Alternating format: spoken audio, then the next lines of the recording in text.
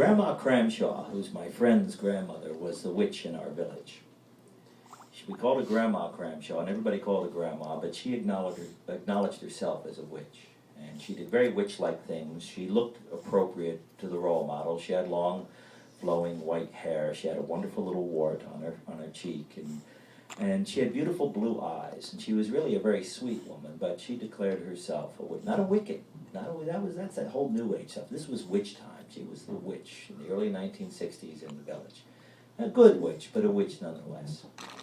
And to hear that she had a Christmas story would surprise me, and it did when Ricky told me this, because she was being a witch, very un-Christian-like.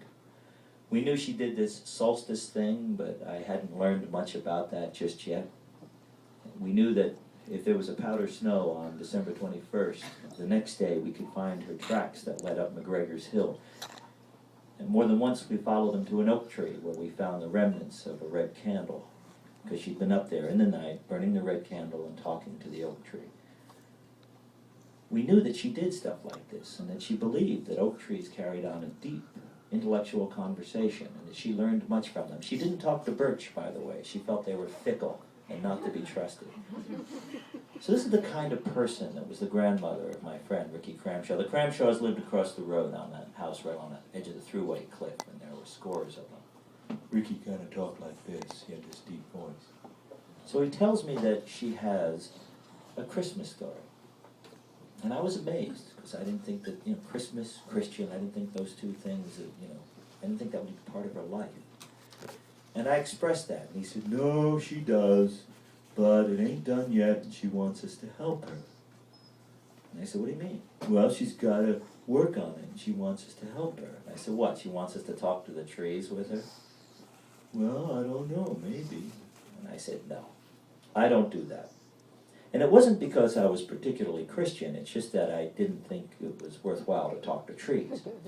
We were working on my Lionel train set.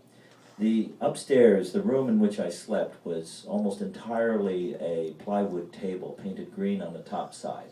It stood about 30 inches off the floor on sawhorses. I slept in a little bunk in the corner because I had amassed a bunch of old Lionel trains.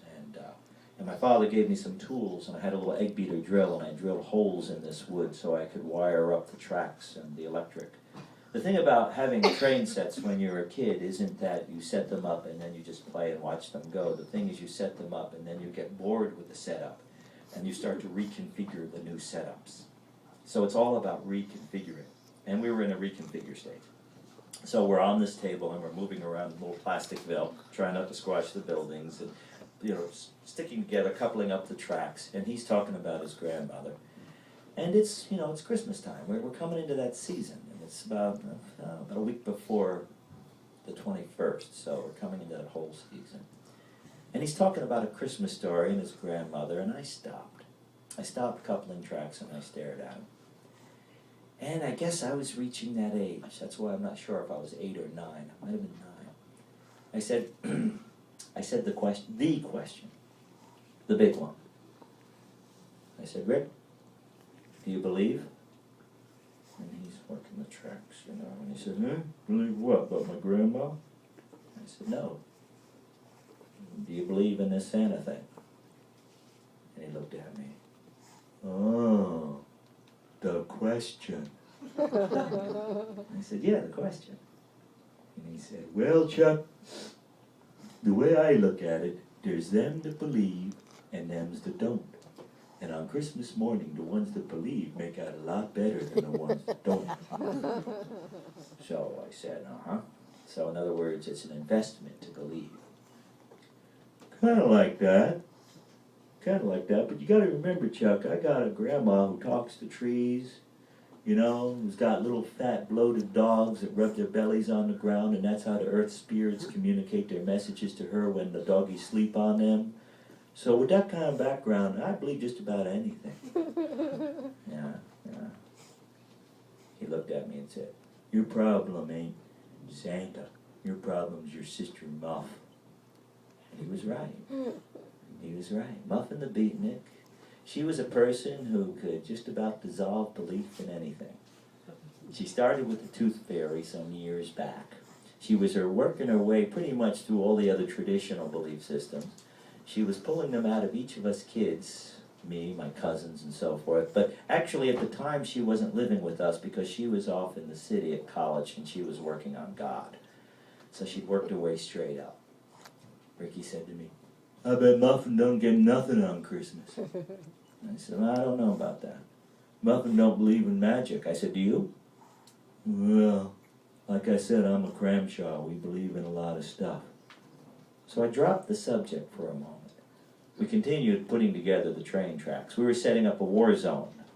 That was the year that Hasbro and Marx had decided to declare war on one another.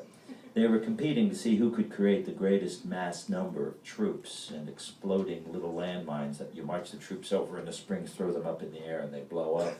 And all kinds of guns and weaponry and trucks and everything. And Lionel had also gone butch, because Lionel had railroad cars that were militaristic.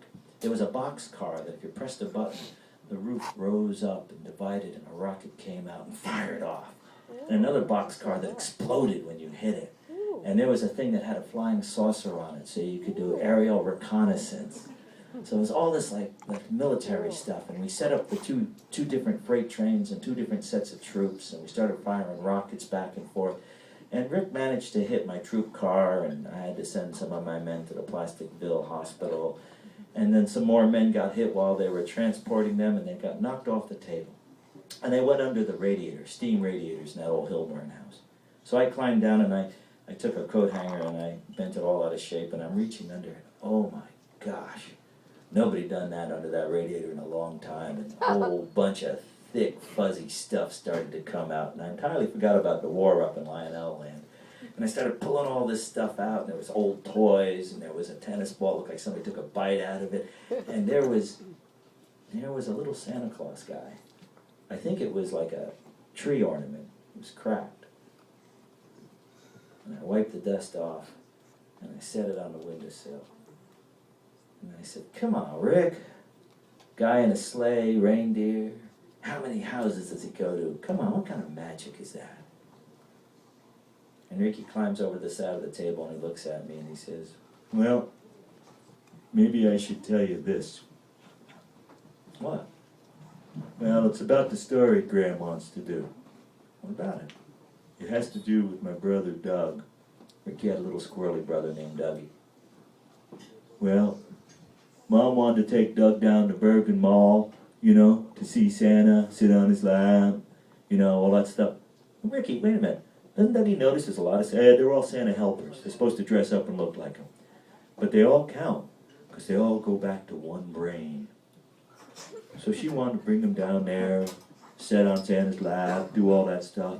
Dougie was real excited. So she drove him down Paramus, and she got him on the line, told him to stay in his place, and then she went off doing her shopping.